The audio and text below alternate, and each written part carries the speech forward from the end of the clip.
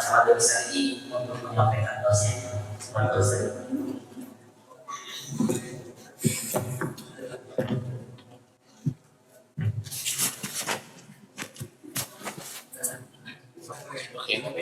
Boleh pakai ini, lebih nyaman bisa.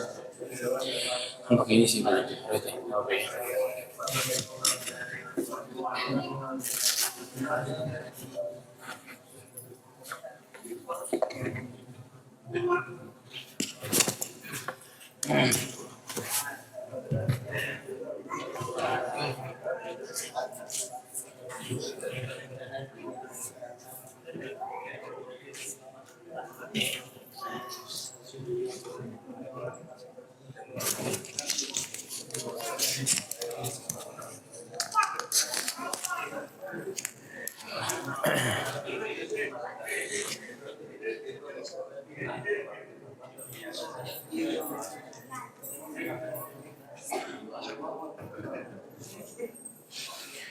Bismillah. Assalamualaikum warahmatullahi wabarakatuh. Alhamdulillahi rabbil alamin. Wabihi nasta'inu ala umuri dunya waddin. Wassalatu wassalam atammanil akmalani ala mab'uthin rahmatan lil alamin. Nabiyyina Muhammadin wa ala alihi wa sahbihi wa man sara ala nahjihi ila yaumiddin, amma ba'd. Jamaah sekalian, kaum muslimin dan muslimat rahimani wa rahimakumullah. Alhamdulillah, pada malam hari ini di tanggal 7 Dzulqa'dah kita bisa bertemu di masjid ini, Masjid Baitul Hidayah Umar bin Khattab di Ciledug, Cirebon ya. Alhamdulillah, ini pertama kali juga saya kesini ya. Alhamdulillah, menyenangkan sekali ketemu wajah-wajah thayyibah ya, wajah-wajah yang baik, bisa ketemu di sini di tempat yang baik. Dan insyaallah juga kita juga akan membicarakan kebaikan demi kebaikan di waktu yang kita miliki sekarang. Sebagaimana yang tertulis di belakang kita, bahwa judul kita pada malam hari ini adalah kunci finansial sukses ala sahabat Nabi Muhammad sallallahu alaihi wasallam. Ya. Sebagian ya, saat misalnya contoh apa yang ada di belakang kita lah tulisannya. Kunci finansial sukses sahabat Nabi. Tapi nggak ada tulisan apa? Sallallahu alaihi wasallam. Boleh apa enggak? Imam Ahmad rahimahullah, beliau kasih tahu fikih, kalau kita tidak menulis kata sallallahu alaihi wasallam, maka saat menulis kata Nabi kita baca sallallahu alaihi wasallam. Karena di zaman dulu mereka juga nulis hadis, tapi nggak setiap kata Rasul mereka bisa tulis apa? Sallallahu alaihi wasallam. Maka apa yang dilakukan? Mereka bersolawat saat menulis kata tersebut, dan itu cukup. Ya, walaupun ya kalau dari zaman dulu ya tintanya kan nggak seperti sekarang. Jadi mereka menghemat buku mereka selama itu bisa tetap tidak luput dari sunnah Rasul SAW, mereka lakukan. Fa'ala kulli hal, ya, itu sebuah faedah kecil buat kita semua, mudah-mudahan bermanfaat. Dan kita akan masuk kepada kajian kita, kunci finansial sukses ya ala sahabat Nabi Muhammad SAW. Jamaah rahimani rahimakumullah, finansial ini maksudnya apa? Fulus, keuangan. Ya. Kenapa? Ya karena kita lihat hari ini di antara video YouTube terbanyak yang dilihat, terutama di usia-usia produktif, itu adalah video-video yang berkaitan dengan finansial. Mau isunya financial freedom, mengatur manajemen keuangan keluarga, segala macam tentang masalah uang. Nah itu bakal banyak yang lihat. Kenapa? Orang-orang peduli sekali dengan uang mereka. Nah sekarang malam hari ini kita akan mempelajari bagaimana keuangan kita bisa sukses, tapi seperti sahabat Nabi Muhammad SAW. Kalau begitu, apa yang dimaksud dengan sukses finansial ala sahabat Nabi Muhammad SAW?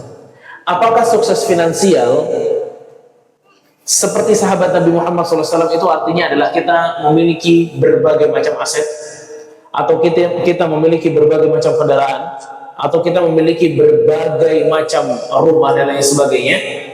Finansial sukses yang dimaksud di sini jamaah sekalian rahimakumullah adalah finansial, keuangan, bisnis, ekonomi kita yang tidak membawa masalah di dunia ataupun di akhirat. Ini sukses. Kalau keuangan, bisnis, pekerjaan, semua yang berkaitan dengan finansial kita ini membawa masalah dunia kita ataupun akhirat, berarti kita nggak sukses. Justru kita ingin belajar bagaimana para sahabat Nabi Muhammad SAW, keuangan-keuangan mereka, pekerjaan mereka, bisnisnya mereka itu tidak membawa mereka kepada masalah dunia ataupun akhirat. Yang dimaksud dengan masalah dunia dan akhirat itu adalah keuangan kita tidak menjadikan kita meninggalkan ibadah. Keuangan, pekerjaan, finansial kita tidak menjadikan kita sombong ataupun lupa diri. Pun keuangan kita, finansial kita tidak menjadikan kita minta-minta kepada orang lain. Finansial yang sukses adalah pada saat keuangan kita, finansial kita tidak bergantung kepada orang lain, tapi kita bergantung kepada Allah. Finansial yang sukses adalah pekerjaan, proyek-proyek kita yang tidak menjadikan kita musuhan dengan orang-orang yang jujur, tidak menjadikan kita ribut antara keluarga. Ini yang dinamakan finansial sukses ala sahabat Nabi Muhammad SAW. Jadi bukan nominalnya, tapi bagaimana efek harta ini tidak membuat sumber masalah di dunia ataupun di akhirat. Nah inilah jemaah sekalian rahimani wa rahimakumullah, yang mesti sebenarnya semua kita nih kejar ini. Jangan sampai gara-gara pekerjaan kita, gara-gara keuangan yang kita kejar-kejar ini jadi sumber masalah buat kita dunia akhirat. Jangan. Makanya saya di sini ingin kita semua mempelajari hal ini dari para sahabat Nabi Muhammad SAW. Karena nggak ada yang lebih sukses finansialnya dengan sukses yang telah kita definisikan tadi dibanding sahabat-sahabat Nabi Muhammad SAW. Keuangan mereka, finansial mereka itu nggak bikin mereka lupa dengan akhirat. Nggak bikin mereka ini pun minta-minta sama orang-orang. Nggak bikin mereka pun tidak atau senantiasa cari muka kepada orang-orang kaya. Tidak. Ini finansial yang suksesnya. Izzahnya ada, akhiratnya juga lancar. Ini yang bisa kita kejar. Ini yang mesti kita kejar banget. Makanya contoh kita pada kali ini adalah sahabat Nabi Muhammad SAW. Karena sahabat Nabi Muhammad SAW suksesnya dunia dan akhirat. Ya. Allah Subhanahu wa taala di banyak ayat mengatakan atau memerintahkan kita untuk mengikuti Nabi Muhammad SAW dan para sahabatnya. Allah Subhanahu wa taala berfirman pada surat At-Taubah ayat ke-100. Allah mengatakan, "As-sabiqun al-awwalun minal muhajirin wal ansar walladzina tabauhum bi ihsan radhiyallahu anhum wa radu an wa a'adda lahum jannatin tajri tahtaha al-anhar khalidina fiha abadan. Dzalikal fawzul 'azim." Kata Allah Subhanahu wa taala, dan orang-orang yang pertama kali masuk Islam dari kalangan muhajirin serta ansar dan orang-orang yang mengikuti mereka, Allah ridha terhadap mereka, mereka pun ridha terhadap Allah. Allah siapkan bagi mereka surga yang mengalir di bawahnya sungai-sungai. Itulah kemenangan yang besar. Surat atau ayat ke-100. Juga di dalam surat An-Nisa ayat 115, Allah Subhanahu wa taala memerintahkan kepada kita agar kita mengikuti para sahabat Nabi Muhammad SAW. Allah mengatakan, "Wa may yushaqiqir rasul min ba'di ma tabayyana lahul huda wa yattabi' ghayra sabilil mu'minin nuwallihi ma tawalla wa nuslihi jahannam wa sa'at masira." Kata Allah Subhanahu wa taala, siapa yang menentang Rasul setelah jelas baginya jalan petunjuk lalu mengikuti jalan selain jalannya orang-orang yang beriman, yaitu para sahabat Nabi Muhammad SAW, nuwallihi ma tawalla wa nuslihi jahannam wa sa'at masira. Kami biarkan mereka masuk ke dalam neraka jahannam, dan neraka jahannam adalah seburuk-buruk tempat kembali. Maka jamaah sekalian rahimani wa rahimakumullah, saya ingin setiap dari kita di sini mendengar salah satu tokoh yang sangat inspiratif dalam masalah hal ini. Kita nggak mungkin bisa bahas semua sahabat, tapi dengan salah satu contoh ini bisa memberikan kita bagaimana ya para sahabat Nabi Muhammad SAW ini sukses dalam finansial mereka dengan sukses yang telah kita definisikan di awal tadi. Dan tokoh inspiratif pada malam hari ini adalah seorang sahabat yang memang sudah terkenal memiliki harta yang banyak luar biasa. Hartanya sangat banyak luar biasa. Menjadi contoh di mana-mana untuk kaum muslimin yang ingin menjadi pedagang sukses, kaya, bahagia dunia akhirat. Nah, ini tokohnya dia ini biasanya. Hartanya, ya, hartanya itu 1/8 hartanya waktu dia meninggal, dia meninggalkan 4 istri. Otomatis istri itu dapat berapa? 1/8. 1/8 dari harta sahabat ini kurang lebih ada 40.000 dinar. 40.000 dinar. 40.000 dinar, ya. 10.000 dinar saja kalau dirupiahkan itu sekitar 120 miliar. 120 miliar. Nah, ini Masya Allah. Di sini kan banyak yang punya 100-an miliar dari wajah-wajahnya. Amin. Ya, amin lah mudah-mudahan. Istri 4 amin juga. Soalnya ninggalin istri 4 nih. Ya, nggak berani amin ya. Amin juga, Masya Allah. Kadang ada orang ceritanya doang, ya. Amin aja nggak berani. Jamaah sekalian rahimakumullah. Antum bayangin bagaimana dia meninggalkan 1/8 dari hartanya saja sudah sebanyak itu, ratusan miliar kalau dengan konversi sekarang, ya. Dan itu bisa sampai berapa ratus kilo emas yang dia tinggalkan, ya. Maka dari sini kita memahami sedikit dari hartanya saja itu baru 1/8 sudah sebanyak itu. Bagaimana dengan harta-harta yang lain?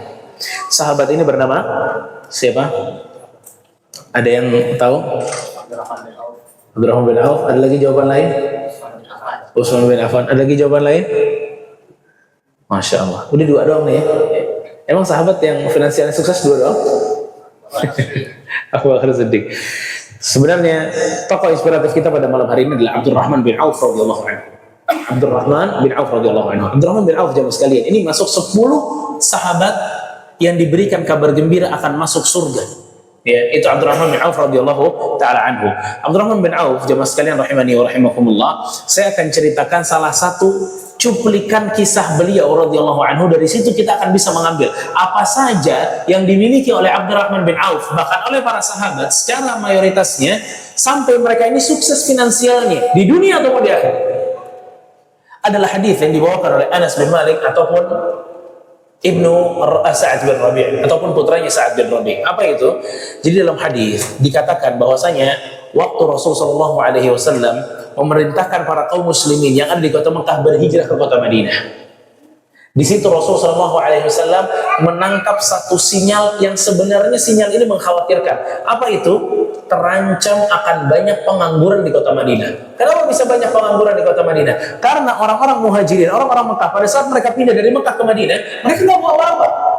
Mereka nggak bawa apa-apa. Maka kalau mereka sampai ke Madinah, ini berarti akan ada pengangguran yang banyak. Ya, bisa tercipta pengangguran yang banyak. Satu. Kedua, secara kulturnya, ya, secara budayanya orang-orang Mekah dengan orang-orang Madinah beda. Orang Mekah kita tahu mereka berdagang, pedagang semua, ya, pedagang semua. Adapun orang-orang Madinah petani rata-rata, mereka berkebun, kebun kurma, ya. Maka dari kulturnya juga mereka beda. Ini tambah mengancam bahwa orang-orang muhajirin kalau datang ke Mekah itu nggak bisa langsung produktif, susah. Kenapa? Karena mereka nggak ngerti cara kerja di Madinah gimana. Dan ini ya menjadikan Nabi Shallallahu Alaihi Wasallam memberikan satu solusi yang luar biasa. Apa itu? Mempersaudarakan antara muhajirin dengan ansor. Ya, mempersaudarakan antara muhajirin dan ansor. Mempersaudarakan di sini jamaah sekalian, kalau salah satunya mati, ini benar-benar mewariskan, benar-benar jadi saudara. Ya, walaupun syariat ini pada akhirnya dihapus lagi oleh Allah Subhanahu Wa Taala, tapi di awal kedatangan orang muhajirin ke Madinah, ta'akha, mereka itu dipersaudarakan. Ya, makanya kita bisa melihat Abu Darda dipersaudarakan dengan Salman Al Farisi radhiyallahu anhu. Ya, dan yang paling terkenal adalah kisahnya siapa? Abdurrahman bin Auf yang dipersaudarakan oleh Rasulullah SAW dengan Sa'ad bin Rabi' radhiyallahu anhu. Jamaah rahimani wa rahimakumullah. Lama dikatakan lama qadimna al-Madinah, akha Rasulullah sallallahu alaihi wasallam baini wa baina Sa'd bin Rabi'.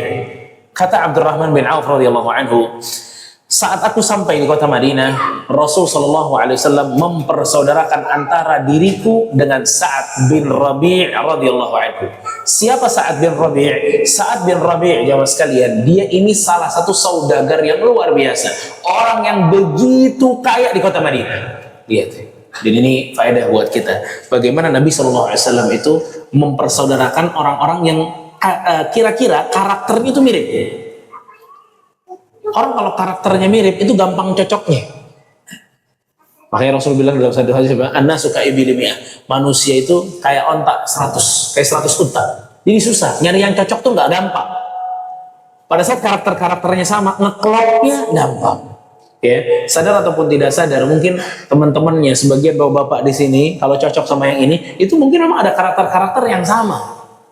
Ini yang menjadikan kita mudah untuk berinteraksi sama dia. Nah, Rasulullah SAW mempersaudarakan antara Sa'd bin Rabi' dengan Abdurrahman bin Auf. Abdurrahman bin Auf, ya, ini memang dari Mekahnya, dia ini udah pintar dalam masalah perdagangan, udah banyak aset. Tapi Abdurrahman bin Auf itu harus hijrah dan meninggalkan seluruh hartanya. Makanya Sa'd bin Rabi' dipersaudarakan oleh Rasulullah SAW karena ini punya mental pedagang dua-duanya, pekerja keras dua-duanya. Dan menariknya saat percakapan itu dimulai, Sa'd bin Rabi' radhiyallahu anhu, beliau langsung bilang kepada Abdurrahman bin Auf, "Inni aktsarul ansari mala." Wahai Abdurrahman, aku adalah orang yang paling banyak hartanya di tengah orang-orang Ansar. Ana paling tajir deh. Ana paling kaya di sini. Gak ada orang yang lebih kaya daripada saya di sini. Perkataan ini bukan lagi sombong, tapi untuk apa? Untuk setelahnya. Fa'aqsim laka nisfa mali, maka aku akan bagi separuh dari hartaku untukmu. Ya salam. Separuh dari hartaku untukmu. Siapa orang hari ini kayak Sa'd bin Rabi'? Kita hati punya duit, kalau ada orang kita lihat butuh duit, kita bilang nggak bisa, hanya lagi ada urusan. Kita malah ngelak. Kalau Sa'd bin Rabi' enggak, dia ngasih tahu biar orang itu nyaman bahwa saya orang paling banyak hartanya di sini. Ini yang diinginkan oleh Sa'd bin Rabi'. Dia nggak mau basa-basi. Kalau kita kan seringnya basa-basi. Orang kalau minjem duit kita bilang lagi nggak ada, maaf dulu. Orang lagi butuh ini kita bilang nggak, Anda juga lagi banyak utang. Oh macam-macam, padahal fulusnya banyak. Sa'd bin Rabi' ini ngasih tahu bahwa Abdurrahman tenang, saya ini orang paling banyak uangnya. Ini Sa'd bin Rabi' radhiyallahu anhu. Jadi sebelum kita ke Abdurrahman bin Auf, kita udah takjub dan kagum sekali dengan Sa'd bin Rabi'. Bisa-bisanya dia mengatakan, aku akan bagi separuh hartaku untukmu. Ya, aku akan bagi separuh hartaku untukmu. Ini luar biasa perkataan. Ya, ini bukan basa-basi ya mah. Ya, kadang kita basa-basi. Ya, mau bayarin orang, udah biar, tapi nggak keluar nih fulus nih. Ya, bohong-bohongan aja, gini-ginian aja. Nah, biar dia duluan yang bayar. Gitu. Oh, Sa'd bin Rabi' ini nggak lagi basa-basi, ini orang jujur semua. Ya, jadi bukan sekedar pura-pura doang. Udah biar saya yang bayar. Tapi lagi seneng nih kalau temannya bayar. Lah, ini Sa'd bin Rabi', ya, beda level nih. Jadi dia benar-benar mau ngasih separuh hartanya. Fa'aqsimu laka nisfa mali. Ini luar biasa, ya. Dan ini antum kalau kita sampai di sini ceritanya sampai di sini, antum bisa ngelihat bagaimana ukhuwah ini luar biasa, persaudaraan luar biasa. Ya, biasanya antara saudara dengan saudara ada yang bakhil-bakhilan, pelit-pelitan. Ya, saling nggak mau bantu satu dengan yang lain. Kalau ini enggak. Sa'd bin Rabi' langsung ingin bantu. Dia bukan gak cinta sama hartanya, tapi cinta dia kepada Allah dan Rasulnya lebih besar daripada cintanya kepada harta. Cintanya kepada ukhuwah itu lebih besar daripada cintanya kepada hartanya. Bukan dia nggak suka, tapi dia ingin menghibahkan. Dan ini luar biasa. Dikasih ya, bukan dipinjemin. Bukan minjemin ini, dikasih separuh, nggak usah ganti, dikasih. Ya salam. Nah, gimana kalau antum ketemu Sa'd bin Rabi' versi sekarang? Apa enggak bahagia kita? Dikasih, subhanallah. Ya, ada nggak? Hah? Udah nggak ada ya? Udah nggak ada. Abdurrahman bin Auf juga udah nggak ada sampai sekarang. Ya. Jadi waktu Sa'd bin Rabi' radhiyallahu anhu beliau mengatakan aku akan berikan separuh dari hartaku, ini bukanlah pinjaman, tapi ini hibah, pemberian dari Sa'd bin Rabi' kepada Abdurrahman bin Auf radhiyallahu anhu. Itu satu. Kedua, yang ditawarkan oleh Sa'ad bin Rabi', ya, yang mungkin ini yang menjadikan orang-orang sampai bingung. Ini orang sadar apa nggak sadar? Wanzur ayya zawjatayya hawaita nazaltu laka anha fa idza halat tazawwajtaha. Kata Sa'ad bin Rabi', saya punya 2 istri. Lihat yang mana yang engkau inginkan. Kalau ada yang engkau inginkan, aku akan ceraikan dia. Tunggu iddahnya selesai, silakan engkau nikah kepada mantan istriku tersebut. Lihat. Bukan hartanya doang, Pak. Ternyata siapa? Istrinya. Ibu-ibu tenang dulu, ya. Insya Allah ini bukan berarti Sa'ad bin Rabi' tidak cinta kepada istrinya. Nggak mungkin. Nggak boleh ada pikiran kepada para sahabat suudzon. Nggak boleh. Sa'ad bin Rabi' adalah orang yang paling sopan kepada istri-istrinya, orang yang paling sayang kepada istrinya, orang yang senantiasa membahagiakan istrinya. Tapi tadi cinta dia kepada Allah dan Rasulnya, cinta dia kepada ridha Allah lebih besar dibanding keluarganya sekalipun. Kalau memang bisa dengan cara seperti itu mendapatkan ridha Allah, jalan. Karena ridha Allah untuk para sahabat itu tujuan paling utama. Tujuan paling utama itu ridha Allah SWT. Jangankan harta, istrinya kalau memang Abdurrahman bin Auf menginginkannya, silahkan. Allahu Akbar. Ya. Jadi ini omongan real pernah terjadi Sa'ad bin Rabi' dengan Abdurrahman bin Auf radhiyallahu anhu. Dan ingat ya, Sa'ad bin Rabi' ini ya kita tahu di antara karakternya orang-orang Arab terlebih di zaman dahulu, mereka tuh punya kecemburuannya tinggi luar biasa. Apalagi urusan perempuan. Nyebut nama istrinya nggak ridho dia. Sampai hari ini kalau itu. Orang-orang Arab disebut nama istrinya nggak mau dia. Makanya kalau di Arab, kalau undang pernikahan, misalnya dia punya anak putri satu, namanya Fatimah misalnya, ya, dia Fatimahnya dia ini mau nikah sama Abdullah, dia cuma tulis pernikahan antara Abdullah dengan Karimah, dengan putri yang mulia, putri dari si Fulan, bapaknya disebut, nama anaknya enggak. Bayangin, ini saking apa? Ngejaga nih urusan perempuan, dijaga. Namanya nggak mau di-share. Makanya orang Arab ini, ya, kita punya teman-teman di Saudi, dia kalau di antara teman-teman tongkrongannya ini tahu nama saudarinya, marah dia, ambek. Misalnya saya Muhammad punya saudari namanya Fatimah. Kemudian teman saya bilang, itu tadi Fatimah lewat, kok nyebut-nyebut nama saudari saya? Oh, nggak terima dia. Bayangin, ya. Ini saking dia nggak mau ke-share sama sekali data-data tentang orang perempuan yang ada di keluarganya, nggak mau dia.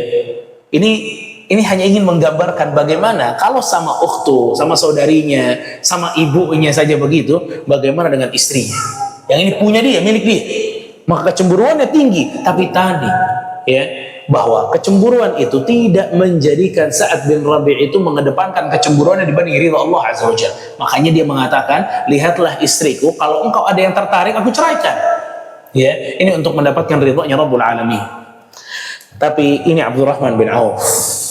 Ya, ini cerita tentang Abdurrahman bin Auf. Ditawarin harta, ditawarkan juga istri. Harta aja Abdurrahman bin Auf mengatakan, la hajata li fi dzalik. Aku tidak membutuhkan hal itu, wahai saudaraku. Allahu Akbar. Ya, kalau antum ditawarin modal hari ini gimana? Udah modal dari Anda 1,5 M, ente bisnis. La hajata li fi dzalik. Ana perlu. Bukan nggak perlu, saya perlu. Ya. Tapi Abdurrahman bin Auf radhiyallahu anhu dia justru memilih untuk mengatakan la hajata li fi dzalik. Nah, ini dia. Ya. Aku tidak membutuhkan itu. Bayangkan, harta saja Abdurrahman nggak butuh, apalagi istri. Dan subhanallah, kenapa yang ditawarkan itu harta lalu istri? Kenapa yang ditawarkan Sa'ad bin Rabi' 2 hal ini, teman-teman sekalian? Karena 2 hal ini yang bisa menjaga izzah dan kesucian seseorang. Dengan harta dia terjaga izzahnya, nggak minta-minta semua orang. Dengan adanya istri, maka kesuciannya terjaga. Dan ini semangatnya Sa'ad bin Rabi' untuk menjaga Abdurrahman bin Auf. Lihat ini ukhuwah, luar biasa. Ya, ini namanya orang bersaudara seperti ini. Kalau ada saudaranya kesulitan dalam mencari pasangan, dia bantu cariin. Kalau ada saudaranya kesulitan dalam menikah, dia bantu. Kenapa? Karena hal ini bisa menjaga kesucian seseorang. Dan inilah yang diinginkan oleh Sa'ad bin Rabi' kepada Abdurrahman bin Auf. Hingga Abdurrahman bin Auf radhiyallahu taala anhu, beliau mengatakan, la hajata li fi dzalik. Aku tidak memiliki kebutuhan di situ. Dalluni 'ala suq. Berikan aku atau tunjukkanlah kepadaku di mana pasar itu berada. Lihat. Ini kan kalimat sepertinya viral ya. Semua orang banyak yang dengerin dari Abdurrahman bin Auf. Tunjukkan kepadaku di mana pasar. Ajib, subhanallah. Ya. Dan ini menunjukkan bahwasanya inilah yang dimiliki oleh Abdurrahman bin Auf radhiyallahu anhu. Sekarang kita lihat, jemaah sekalian rahimani wa rahimakumullah. Apa yang menjadikan Abdurrahman bin Auf datang hari pertama di kota Madinah, wala 1 rupiah dia nggak punya. Tapi kenapa wafat di kota Madinah, kemudian yang ditinggalkannya ratusan M. Bahkan ada satu bahis, ada satu peneliti, dia meneliti bahwa uangnya Abdurrahman bin Auf radhiyallahu taala anhu saat dia wafat itu sampai mencapai 60 triliun rupiah. 60 triliun rupiah ini banyak, luar biasa. Triliun rupiah, kita kayaknya nggak ada yang pernah lihat 60 triliun rupiah. Ya. Ada satu bahis peneliti, dia mengatakan bahwa uangnya Abdurrahman bin Auf saat dia wafat 60 triliun rupiah kurang lebih. Ini menunjukkan kepada kita hari pertamanya 0, tapi hari wafatnya 60 triliun, luar biasa. Bahkan itu hari wafatnya tidak lama setelah obrolan dia dengan Sa'ad bin Rabi' radhiyallahu anhu, 1 pekan, 2 pekan, 3 pekan, Rasulullah SAW bertemu dengan Abdurrahman bin Auf dalam keadaan ada bekas minyak wangi di bajunya Abdurrahman bin Auf. Dan minyak wangi ada warnanya. Itu bedanya minyak wangi perempuan sama minyak wangi laki-laki di zaman dulu. Kalau minyak wangi laki-laki itu wanginya semerbak tapi nggak ada warnanya.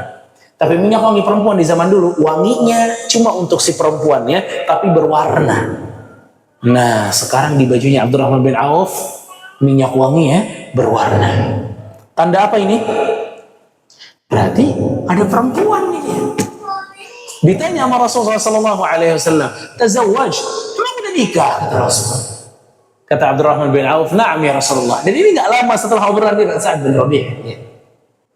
Dia udah nikah dengan seorang wanita dari Ansar. Sampai Nabi SAW tanya, maharnya apa?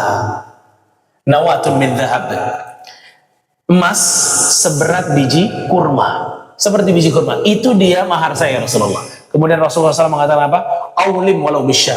Maka bikinlah walimah, resepsi walaupun dengan 1 ekor kambing. Ya, lihat. Abdurrahman bin Auf radhiyallahu anhu itu langsung nikah tidak lama setelah dia datang ke kota Madinah. Ya. Makanya di sini ada yang jomblo-jomblo nggak nih? Masih ada nggak? Udah nikah lama banget. Ini Abdurrahman langsung mulai nggak lama dapat duit nikah. Ya, ini menjaga kesucian. Subhanallah. Dan di antara faedah ya jemaah sekalian rahimakumullah, kok bisanya Nabi SAW itu tidak mengetahui Abdurrahman bin Auf telah menikah? Tandanya waktu dia akad, ya, itu Abdurrahman bin Auf mengundang Nabi tidak? Tidak mengundang Nabi, ya. Makanya di sini pelajaran, kita kalau nggak diundang sama orang yang kita kenal, jangan sakit hati. Nabi juga pernah nggak diundang, ya. Tapi Nabi doain malahan, doain sama Nabi SAW, barakallah, semoga Allah berkahi Abdurrahman bin Auf radhiyallahu anhu. Ya, maka jemaah sekalian rahimani wa rahimakumullah, kita bisa lihat di sini. Abdurrahman bin Auf radhiyallahu anhu, dia punya satu kunci yang mesti kita ikuti semuanya agar kita bisa sukses finansial dunia akhirat. Kayak Abdurrahman bin Auf, apa itu? Abdurrahman bin Auf radhiyallahu anhu memilih kemandirian dalam masalah ekonomi. Dia maunya mandiri, tidak berpangku tangan dengan orang lain, tidak mau minta-minta, tidak mau berharap kepada manusia dalam masalah rezekinya. Nggak mau. Maka dia waktu ditawarkan oleh Sa'ad bin Rabi', dia bilang, la hajata li fi dzalik. Dalam keadaan apa dia bicara? Gak ada uang. Gak ada uang pun, Abdurrahman bin Auf radhiyallahu anhu memilih untuk dia bisa mandiri dalam finansialnya. Ini yang pertama, jemaah sekalian rahimakumullah. Kita harus memiliki jiwa seperti Abdurrahman bin Auf radhiyallahu anhu, bahwa kita bisa, apalagi laki-laki, kita bisa fight untuk kita mencari nafkah.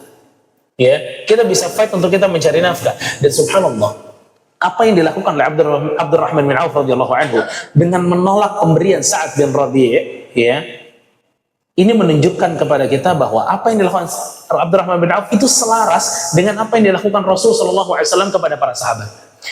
Waktu para muhajirin itu datang ke kota Madinah, ya, keadaan orang-orang muhajirin begitu susah sekali mendapatkan uang. Hingga orang-orang Ansar, orang-orang Ansar kan punya jiwa yang luar biasa. Allah Subhanahu wa taala puji, wa yu'thiruna 'ala anfusihim walau kana bihim khasasah, kata Allah. Orang Ansar itu mendahulukan orang-orang Muhajirin walaupun untuk mereka itu diinginkan bahwa harta yang dia berikan kepada Muhajirin mereka ingin, tapi mereka mendahulukan orang-orang Muhajirin. Nah, diantaranya adalah waktu orang-orang Ansar itu melihat orang Muhajirin. Kata orang-orang Ansar kepada Rasul sallallahu alaihi wasallam, "Ya Rasulullah, iqsam bainana wa baina ikhwanina nakhil." Ya Rasulullah, udahlah, ini kebun-kebun kurma ini kita bagi dua aja. Sebagian untuk Muhajirin, sebagian untuk kami. Jadi untung-untung dari jual kurma apa segala macam kita bagi dua. Enggak apa-apa. Ya orang Ansar. Ini luar biasa. Siapa juga? Atau orang Ansar ini, orang Ansar itu penduduk apa namanya? Penduduk tetap. Muhajirin itu pendatang, tapi penduduk tetap ini bisa berbagi dengan pendatang sampai seperti itu. Ini luar biasa. Biasanya penduduk tetap itu malah ribut dengan pendatang. Ini enggak. Orang Ansar justru ingin membagi hasil dari kebun dia itu kepada orang-orang Muhajirin. Separuh-separuh. Tapi apa kata Rasul sallallahu alaihi wasallam? Kata Rasul sallallahu alaihi wasallam kepada orang-orang Ansar, "Takfunal ma'unah wa nusyrikukum fis samrah." Kata orang-orang Ansar, tidak, kata Rasulullah SAW. Ya, Rasul mengatakan tidak, tapi pekerjakanlah orang-orang Muhajirin, lalu di ujungnya kita baru bisa bagi keuntungannya. Ya. Lihat ini kaidah dari Rasulullah SAW. Rasul nggak memberikan atau tidak mengiyakan sarannya orang Ansar untuk bagi fulus, enggak. Tapi Rasul pengen apa? Muhajirinnya kerja. Biar mereka kerja di bawah kalian. Kalian yang mengawasi mereka kerja, nanti kalian berbagi hasilnya, kata Rasulullah SAW. Kata orang-orang Muhajirin, sami'na wa ata'na. Kata orang Ansar, sami'na wa ata'na. Kami dengar, kami taat. Nah ini jamaah sekalian, ini juga tambahan bagi kita sekalian, bahwa di antara kunci sukses finansial ala para sahabat Nabi Muhammad SAW adalah kemandirian. Gak suka berpaku tangan, gak suka ngarepin orang, enggak. Tapi dia pengen cari bagaimana dia bisa bekerja. Jadi nggak ada ceritanya sahabat Nabi Muhammad itu doyan nganggur, nggak ada. Mereka justru sebaliknya, mereka semangat untuk bisa mendapatkan penghasilan. Rasulullah SAW dalam hadis riwayat Bukhari dan Muslim mengatakan, li an yahtatiba ahadukum hazmata ala dhahrihi khairun lahu min an yas'ala ahadan fayu'tihi aw yamnah. Kata Rasulullah SAW, orang memikul seikat kayu bakar di atas punggungnya itu lebih baik daripada dia minta-minta kepada orang-orang. Jadi kalau ada pekerjaan yang mungkin dianggap sebelah mata oleh orang, itu lebih baik daripada dia minta-minta kepada orang-orang. Ini menunjukkan kepada kita, ini nih salah satu kunci keberhasilan mereka. Mereka pengen mandiri. Mereka nggak pengen berpaku tangan kepada orang lain. Ya, ini luar biasa aja sekalian rahimakumullah. Juga ya, ini diantara faedah juga. Mereka ini, orang Muhajirin dan Ansar, mereka nggak semuanya kaya. Nggak semuanya kaya. Bahkan diantara mereka ada yang sangat susah sekali hidupnya. Tapi dengar apa yang Allah katakan dalam surat Al-Baqarah ayat 273. Dalam surat Al-Baqarah ayat 273 Allah mengatakan, lil fuqara'il ladzina uhsiru fi sabilillah la yastati'una darban fil ard yahsabuhumul jahilu aghniya'a min at-ta'affuf ta'rifuhum bisimahum la yas'aluna an-nasa ilhafa wa ma tunfiqu min khairin fa inna Allah bihi alim. Kata Allah dalam surat Al-Baqarah 273. Kata Allah, dan berinfaklah kepada orang-orang miskin yang mereka itu tertahan di jalan Allah, la yastati'una darban fil ard, bahkan mereka itu tidaklah mendapatkan atau tidak bisa berusaha di bumi. Yahsabuhumul jahilu aghniya'a min ta'affuf, tapi orang-orang yang nggak tahu keadaan susahnya para sahabat Nabi sallallahu alaihi wasallam menganggap bahwa sahabat Nabi itu kaya-kaya semuanya. Kenapa? Ta'affuf. Apa tuh ta'affuf? Mereka menjaga diri mereka, nggak mau minta-minta. Allah puji orang-orang Ansar, bahkan orang-orang Muhajirin, bahwa mereka tuh punya ta'affuf. Mereka tuh menjaga diri mereka, nggak mau minta-minta. Sampai orang-orang menganggap bahwa ini orang-orang kaya nih semua. Padahal enggak. Mereka susah juga, tapi bedanya apa? Mereka nggak nge-share kesusahan mereka di status-status mereka. Mereka nggak nge-share kesulitan mereka di Instagram mereka, di Facebook mereka, enggak. Mereka minta kepada Allah Subhanahu wa taala agar Allah memberikan solusi kepada mereka, dan mereka bekerja. Sampai Allah puji, yahsabuhumul jahilu aghniya'a min ta'affuf. Orang-orang itu menganggap bahwa para sahabat Nabi itu kaya-kaya karena mereka itu tidak mau meminta-minta. Wa la yas'aluna nasa ilhafa. Mereka nggak pernah minta-minta kepada orang-orang secara mendesak, nggak pernah. Ya, maka ini pelajaran buat kita jemaah sekalian rahimani wa rahimakumullah, bahwasanya kemandirian ini penting. Yang dimaksud dengan kemandirian adalah bekerja sendiri tanpa minta-minta kepada orang lain ataupun berharap kepada orang lain. Ya, karena di antara hal yang paling melelahkan di dunia adalah berharap dengan manusia. Ya, siapa yang berharap kepada manusia berarti siap-siap lelah. Ya, nggak ada yang lebih lelah daripada itu. Kalau antum jualan, ya, antum jualan, kemudian orangnya bilang, oke, saya datang, nanti saya akan beli sekian. Ya, wah antum harap-harapin dia datang. Ternyata kadzab nih nggak datang, bohong. Tapi kita harap-harapin dia datang. Begitu kita tahu dia nggak datang, bagaimana kecewanya kita? Luar biasa. Kenapa kita bisa kecewa seperti itu? Karena kita ada harapan kepada manusia. Bukan berarti kita nggak harapkan customer datang, tapi kalau kita menggantungkan harapan kepada manusia, kecewa kita. Ini nggak ada di hadapan para sahabat Nabi Sallallahu Alaihi Wasallam. Dan itu yang pertama aja, mas sekalian rahimakumullah. Yang kedua yang bisa kita lihat dari Abdurrahman bin Auf radhiyallahu anhu adalah bahwasanya Abdurrahman bin Auf ini memiliki mental yang cukup kuat. Ya, mentalnya luar biasa. Mentalnya itu mental pengusaha, bukan mental pewaris. Ya, dia nggak terima warisan dari bapak ibunya, nggak. Yang dengan itu dia hanya melanjutkannya. Tapi dia adalah mental apa? Pengusaha. Walaupun nggak semua pewaris itu tipenya sama, tapi mentalnya Abdurrahman bin Auf itu mental pejuang. Ya mas sekalian rahimakumullah. Waktu Abdurrahman bin Auf mengatakan dullani ala suq, berikan aku atau tunjukkan aku pasar. Ke pasar mana Abdurrahman bin Auf itu datang? Nah, pasar mana jemaah?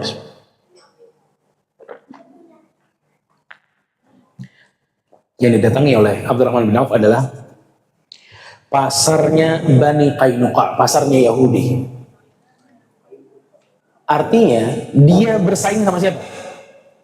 Yahudi. Hari ini kaum muslimin bersaing dengan Yahudi. Menang mana? Yahudi yang menguasai pasar. Ini Abdurrahman bin Auf sendiri. Ditunjukkan pasar, gak kendor mentalnya, gak lemah, jalan. Bahkan dikatakan dalam beberapa riwayat Abdurrahman bin Auf itu hanya mengambil beberapa secara dibayar tempo, ya, dibayar tempo oleh Abdurrahman bin Auf, hal-hal yang kecil. Dari situlah mulai berdagang dia, berdagang sampai akhirnya mendapatkan uang. Dari sini jemaah sekalian rahimakumullah, sebagian para ulama mengatakan bahwa mentalnya luar biasa Abdurrahman bin Auf. Memang ini mental pejuang, ya. Di antara bentuk mental pejuang ini penting nih buat kita nih semua, terutama buat yang muda-muda ya. Di antara bentuk mental pejuang itu adalah tidak terburu-buru dalam menuai hasil. Ini sebenarnya kunci, ya, bahwa tidak terburu-buru dalam menuai hasil ini kunci. Ini bisa ditanya kepada pedagang-pedagang yang luar biasa di sini, banyak pedagang-pedagang. Bagaimana step by stepnya perdagangan mereka sampai besar? Pasti mereka ridho dengan yang sedikit. Kalau orang ridho dengan yang sedikit, dia bersyukur dengan yang sedikit, maka Allah akan berikan lebih daripada itu. Dan inilah yang dimiliki oleh Abdurrahman bin Auf radhiyallahu anhu. Dia bukanlah satu hari kemudian langsung kaya, tidak.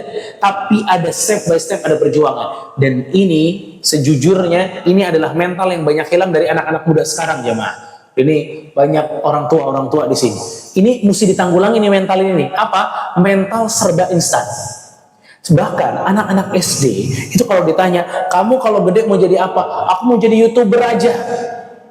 Kenapa jadi YouTuber? Enak, gini-gini kaya.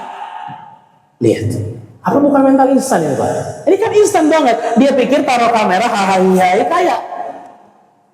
Jadi vlogger makanan, beli makan, kaya. Syuf.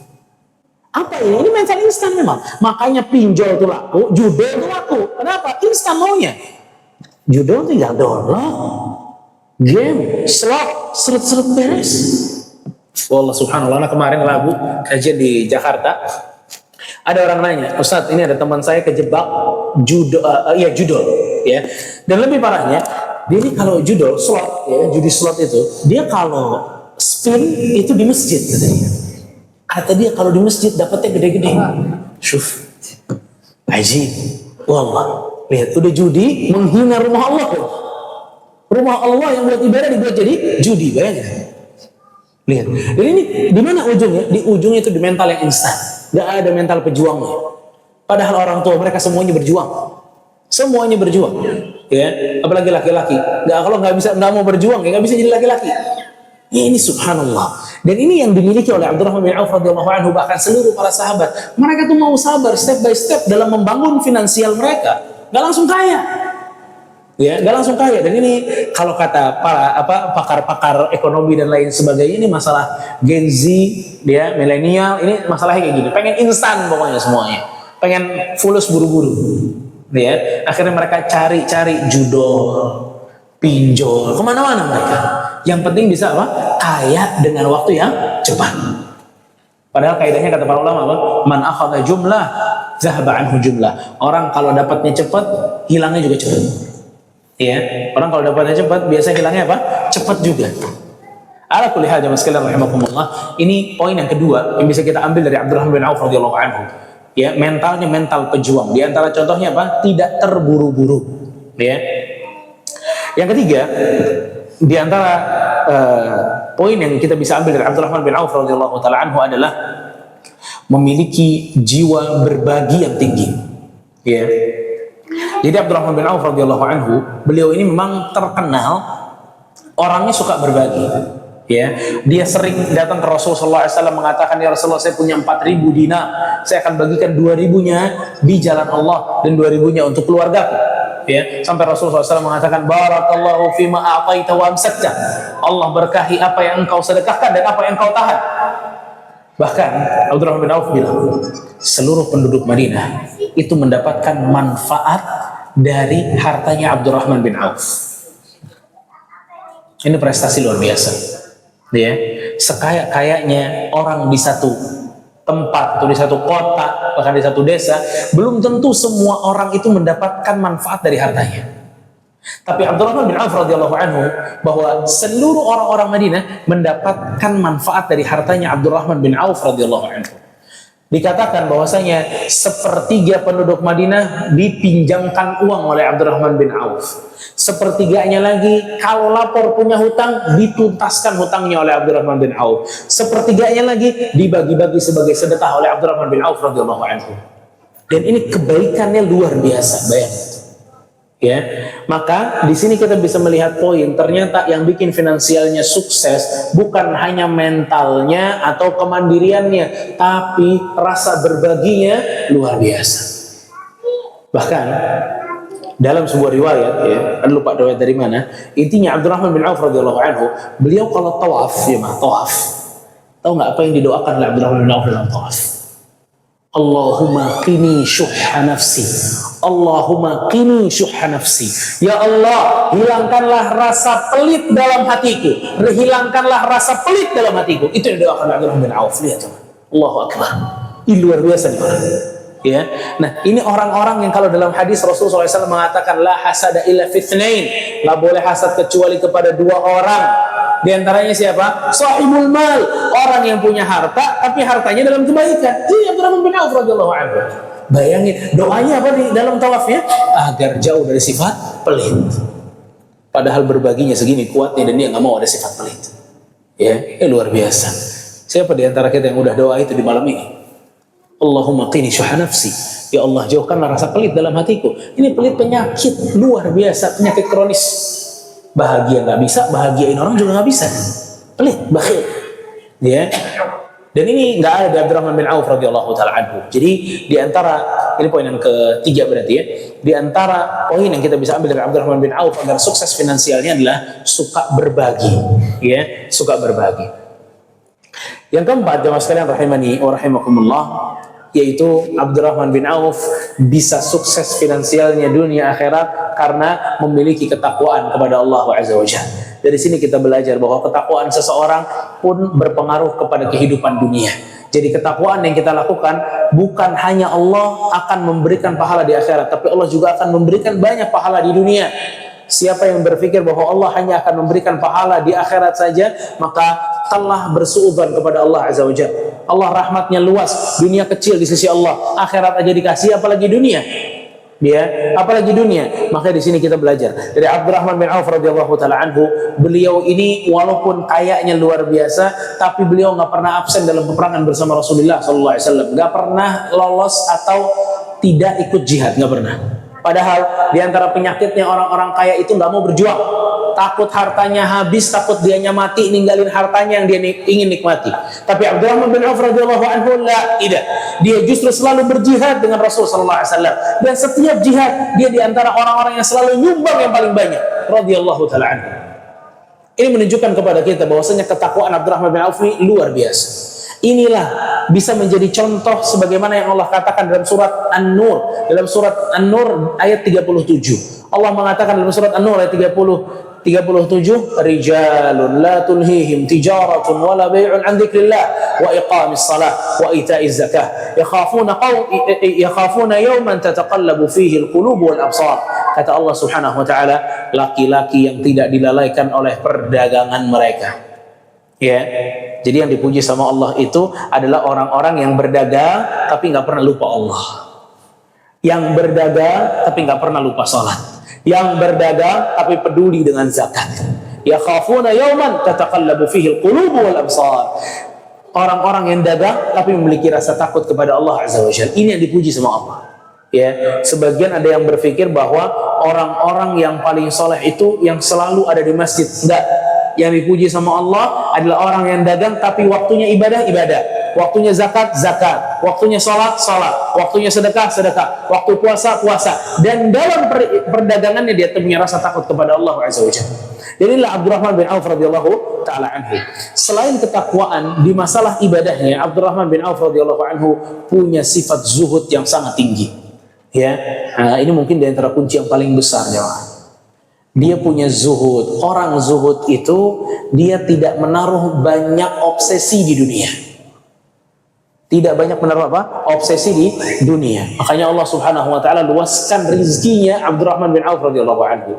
Karena dia tidak memiliki obsesi, dan ini sama dengan hadis Rasul sallallahu alaihi wasallam mengatakan, "Man kanatid dunya hammahu." Siapa dunia menjadi obsesinya, farraqallahu baina amrah. Allah akan cerai-beraikan apa? Urusannya.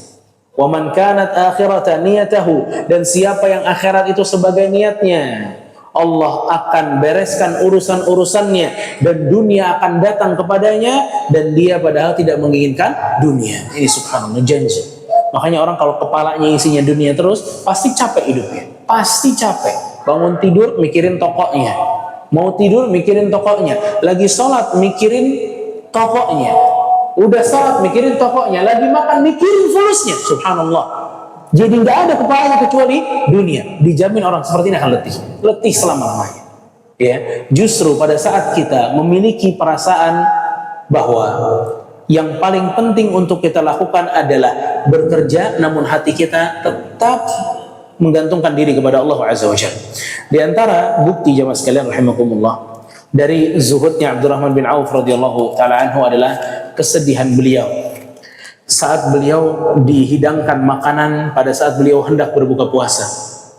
Pada saat beliau melihat makanan tersebut, beliau ingat kepada seorang sahabat namanya Mus'ab ibn Umair radhiyallahu anhu.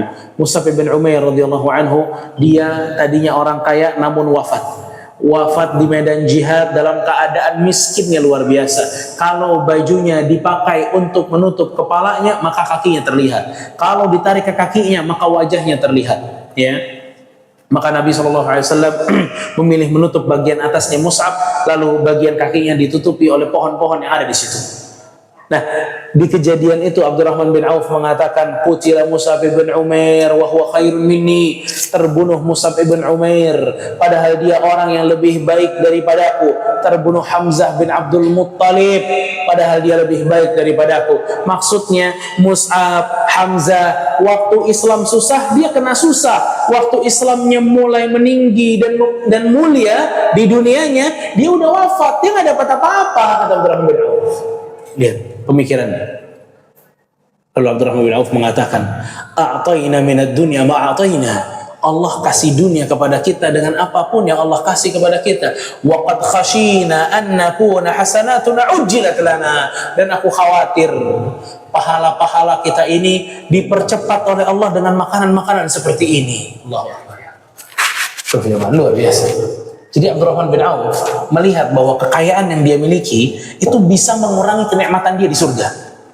Dia khawatir keluasan ini tuh adalah pahala yang dipercepat aja sama Allah Subhanahu wa taala. Allahu akbar.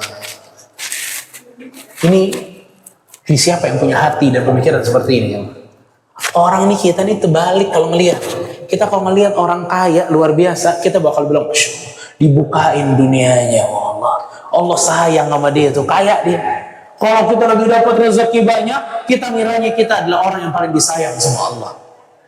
Lihat Abdurrahman bin Auf. Dia kaya, justru apa? Khawatir ini nikmat yang dipercepat sama Allah mengurangi nikmat kita di akhirat kelak. Allahu Akbar. Ini berbanding terbalik dengan sebagian dari kita dalam menilai orang dicintai atau tidak dicintai oleh Allah. Kita katakan orang yang dicintai sama Allah itu adalah orang yang kaya dunianya, banyak hartanya. Abdurrahman enggak. Justru kekayaan itu mengkhawatirkan dirinya kalau saja kekayaan tersebut, keluasan tersebut adalah tanda bahwasanya ini merupakan pahala-pahala yang dipercepat oleh Allah Subhanahu wa taala. Ya, maka ini juga jemaah sekalian rahimani wa rahimakumullah, di antara bentuk ketakwaan ya. Di antara bentuk ketakwaan itu adalah khawatir kenikmatan di akhirat berkurang. Ya, khawatir nikmat di akhirat apa? Berkurang. Makanya Aisyah radhiyallahu anha itu kalau ngasih makanan ke tetangganya, suruh pembantunya nih, kasihin ya ke tetangga sebelah. Beres pulang pembantunya ditanya sama Aisyah, "Madza qalu?" Responnya gimana kata Aisyah? Oh, mereka bilang barakallahu li Aisyah. Semoga Allah berkahi Aisyah. Apa kata Aisyah? Barakallahu lahum. Semoga Allah juga memberkahi mereka. Aku ingin balas doa-doanya agar sedekahku hanya dibalas oleh Allah Azza wa Jalla. Gak mau dibalas doanya sama mereka juga gak mau kata Aisyah. Ini luar biasa. Bahwa yang difikirkan oleh para sahabat Nabi Muhammad SAW adalah agar balasan-balasan Allah tidak berkurang dengannya. Ya, dan jemaah rahimani wa rahimakumullah, ini beberapa poin yang bisa saya share pada malam hari ini, bagaimana para sahabat Nabi Muhammad SAW bisa sukses finansialnya di dunia juga di akhirat. Barakallahu fikum. Mungkin di waktu yang tersisa kita bisa pakai untuk tanya jawab. Silahkan, sobat kalau ada yang mau tanya. Silahkan.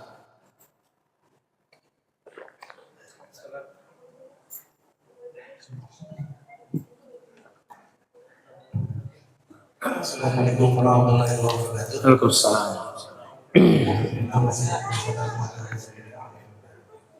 Kita dalam berbisnis ini sudah menerapkan untuk Islam seperti modalnya halal, produknya halal, dan juga sistemnya ibadah. Dan kita juga berusaha untuk amanah di sini, jujur, tanggung jawab, kita tidak menipu orang, dan paling utama kita tidak menyebabkan urusan air. Tetapi dalam perjalanan kita tetap saja mendapatkan gangguan orang yang berupa merasa iri, dengki atau merasa. Apakah para sahabat Nabi Muhammad SAW ini utama untuk mendapatkan hambatan atau gangguan dari orang? Nah, apakah ini murni untuk tahu sejauh mana keimanan kita dalam bisnis ini? Apakah kita bisa bersabar untuk menjalaninya? Atau hanya sekedar istilahnya bagaimana kita menyikapi untuk mendapatkan orang ini, Pak? Persaingan itu ya. Persaingan dalam iya barakallahu fiik. Siap. Iya, barakallahu fiik. Memang ya dikatakan ya, bahkan ini ada yang mengatakan ini adalah hadis dari Rasulullah sallallahu alaihi wasallam. Inna likulli ni'matin mahsud. Sesungguhnya dalam setiap nikmat itu ada yang hasad. Ya, setiap nikmat itu ada yang hasad. Semakin orang melihat bahwa kita di atas nikmat, maka peluang orang-orang hasad sama kita besar. Ya, peluang orang hasad sama kita apa? Besar. Nah, bagaimana apa yang mesti kita lakukan? Kalau yang mesti kita lakukan pertama adalah banyak-banyak berlindung kepada Allah Azza wa Jalla. Ya, karena hasad, ain, penipuan dan lain sebagainya tidak akan pernah berhasil kalau Allah Subhanahu wa taala melindungi kita. Ya, dan kita juga nggak perlu sampai overthinking berlebihan dalam memikirkan mereka yang kira-kira bakal jahatin kita nih. Orang ini kayaknya yang jahatin kita. Enggak, selama kita berlindung kepada Allah Azza wa Jalla, Allah yang bakal lindungi. Ya, bagaimana caranya berlindung kepada Allah Azza wa Jalla? Yang pertama adalah dengan zikir dan doa. Ya, dengan zikir dan doa. Dengan zikir dan doa kita akan dilindungi oleh Allah Azza wa Jalla. Contoh adalah doa di pagi hari. Bismillahilladzi la yadurru ma'asmihi syai'un fil ardi wala fis sama'i wa huwa samiul alim. Udah hafal Pak? Kalau belum hafal nanti di searching ya. Bismillahilladzi la yadurru ma'asmihi syai'un fil ardi wala fis sama'i wa huwa samiul alim. Dibaca 3 kali di pagi hari, dibaca 3 kali di sore hari. Tidak akan terkena bahaya apapun. Ya, tidak akan terkena bahaya apapun. Ya, juga misal kita punya toko misalnya, ya, bagus juga kalau kita sholat sunnah di toko kita. Ya, bukan sholat wajib ya, sholat wajib di masjid. Sholat qabliyahnya, ba'diyahnya itu di toko kita, itu bagus juga. Ya, pula kalau kita ingin ngaji di toko kita, itu juga bagus juga. Itu semua adalah metode-metode pelindungan atau hal-hal yang akan menjadikan kita dilindungi oleh Allah Azza wa Jalla. Mau tokonya, mau usaha kita. Ya, jadi zikir dan doa itu diantara yang utama. Ya, dan senantiasa kita sebelum tidur kita ruqyah diri kita. Ya, ruqyahnya baca apa? Baca qul huwallahu ahad, qul a'udzu birabbil falaq, dan qul a'udzu birabbin nas. Ya, kita ini tangan kita ya, Bu, nggak usah pakai airnya Pak ya, dikit aja ya, cuma sekedar gitu, qul huwallahu ahad, qul a'udzu birabbil falaq, qul a'udzu birabbin nas. Setelah itu kita tempelkan ke bagian-bagian tubuh yang bisa kita tempelkan. Ulang itu 3 kali. Kenapa? Ini juga di antara cara melindungi diri kita. Karena memang kita nggak bisa pungkiri, yang banyak jahat itu adalah saingan-saingan bisnis. Ya, itu yang paling jahat. Tapi kalau kita rutinkan ruqyah ini, maka ini akan dilindungi oleh Allah Subhanahu wa taala. Ya, ini akan dilindungi oleh Allah Subhanahu wa taala. Yang kedua, selain doa dan zikir adalah kita tetap menjaga tadi ya, nilai-nilai Islam dalam finansial kita jaga. Insya Allah kita dijaga. Ihfazillah yahfazka. Jagalah Allah, niscaya Allah akan menjaga kita. Dan yang ketiga, kalau benar ada orang-orang yang memiliki hasad, usaha-usaha dia begitu jahat sama kita, ketahuilah rezeki tidak akan tertukar. Tidak akan tertukar. Kalau memang rezekinya buat kita, atas satu ciledug usaha sepakat buat ngancurin toko kita, nggak akan hancur tuh toko. Nggak akan. Sama sebaliknya, walaupun satu ciledug semuanya sampai Cirebon semuanya sepakat untuk menjadikan kita maju dan sukses, kata Allah tidak sukses, tidak akan sukses.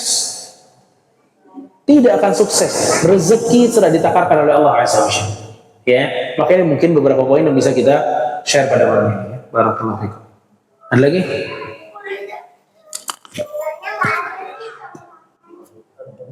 Baik. Kalau gitu, ana yang mau tanya, tapi angkat tangan ya. Kalau bisa angkat tangan. Siapa yang bisa mengulang poin-poin yang kita bisa ambil dari Abdurrahman bin Auf? Poin-poinnya aja. Udah dapat hadiahnya antum nggak pernah terfikirkan, insya Allah. Apa? Siapa yang bisa mengulang poin-poin tadi? Boleh baca catatan, kalau ada catatan boleh. Kalau pakai hafalan juga boleh. Siapa yang bisa? Silakan Pak. Yang pertama, itu pakai mic coba. Itu ada. Assalamualaikum warahmatullahi wabarakatuh. Waalaikumsalam. Poin-poin dari sahabat Abdurrahman bin Auf. Yang pertama adalah memiliki jiwa lagi tinggi, memiliki para sahabat Abdurrahman bin Auf. 1, 2. Yang kedua, memiliki ketakwaan. Takwaan. Karena ketakwaan itu menurut Ustaz berpengaruh. Kon menurut saya Pak. Emang itu ada dalil itu. 3. Tiga, sahabat Abdurrahman bin Auf ini juhudnya paling tertinggi. Ya, itu masuk ketakwaan Pak. Ada lagi yang lain? Tapi beliau ketika meninggal bisa meninggalkan uang sebesar 60 triliun. Ya. Ada lagi? Itu aja. Baru 2 Pak. Baru 2. Baru 2 itu. Tanggung itu. Fadal, silakan. Yang memiliki mental pengusaha. Mental. Kedua, tidak terburu-buru menuai hasil. Tidak terburu-buru menuai hasil. Ketiga, memiliki jiwa yang tinggi, berbagi yang tinggi. Iya, 3. Terus? Yang keempat, memiliki ketakwaan yang tinggi kepada Allah. Takwaan. Nah, terus? Yang terakhir memiliki punya sifat tersebut yang tinggi. Satu lagi aja yang sebut, paling awal. Apa? Paling pertama. Kemandirian. Kemandirian, barakallah fiik ya.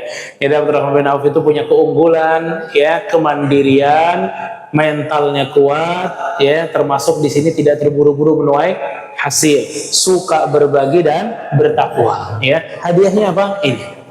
Nah, itu nggak pernah kepikiran kan hadiahnya ini. Coba kasih sini. Kasih.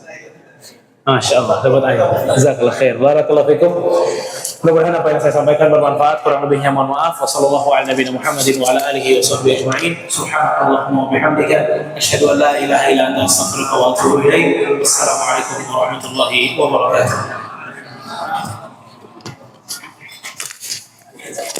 Kami ucapkan syukur dan alhamdulillah kepada Ustaz Muhammad Ali Syari yang telah memberikan kajian gambaran tentang finansial sukses sahabat-sahabat Nabi Sallallahu Alaihi Wasallam. Yang kepada hadirin semua, kami juga mengucapkan terima kasih semoga ilmu yang disampaikan oleh Ustaz Muhammad bisa bermanfaat bagi kita semua.